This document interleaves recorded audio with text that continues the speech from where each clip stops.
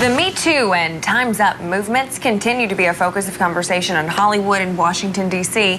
Dozens of high-profile men have been suspended or even fired following allegations of sexual misconduct in the last several months. The trend is not unheard of in Missouri politics either. In a special report tonight, ABC 17's Joe McLean looks at what Show Me state officials are doing to try to fix this problem. In 2015, former Speaker of the House John Deal resigned after sexually charged text messages between him and an intern came to light.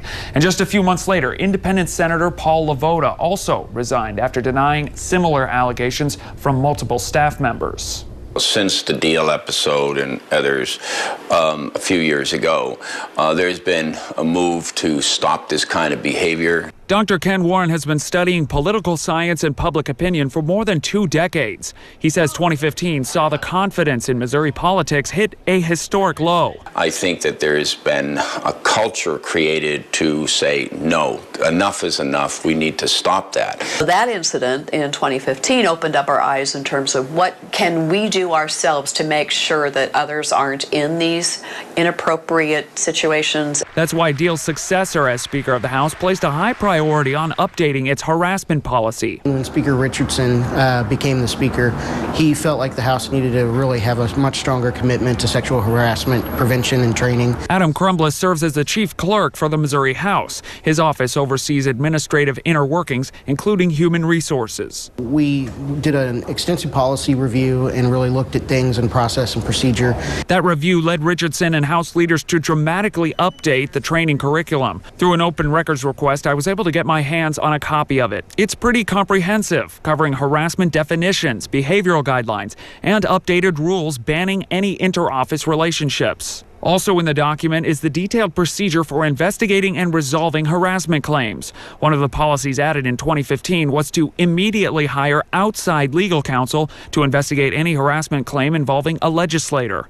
The legislature could always do an internal investigation, but certainly from the public perspective, it was going to lack credibility if it was us investigating our own. Since 2015, there's been a noticeable influx of claims submitted to the clerk's office, the number actually doubling in 2016 and then again last year. These numbers could indicate that more harassment is taking place at the Capitol, but Crumbliss and others say it's far more likely that instances are simply being reported more often than they used to. I requested the same information from the Missouri Senate, but that request was denied. However, I did learn the harassment training and resolution works a little bit differently on that side of the building, as the offices are larger and act more independently. The Senate administrator wouldn't provide the training curriculum, saying it's licensed through Business and Legal Resources Incorporated, a firm that provides standardized online human resources training to all kinds of workplace entities. MU Communications professor Debbie Doherty has published several studies on the composition of harassment policies and found that there can be a downfall to a one-size-fits-all approach. Many of them are purchased off the shelf from somewhere, so they're just not culturally specific. There should be some similarities.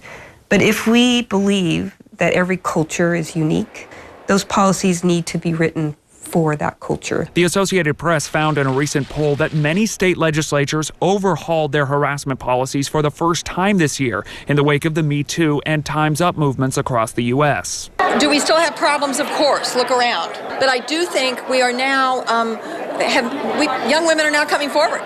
And I think we have turned the page in terms of people hiding in the shadows. At least I hope so. Crumbliss tells me several state governments have even contacted the Missouri House of Representatives for guidance. Our Capitol building should be a leader on issues like this. The dialogue and exchange of ideas and free expression is of paramount importance to our state and our citizenry. You can find a lot more about the training curriculum, the resolution process, and links to the study I mentioned in this report on our website, abc17news.com.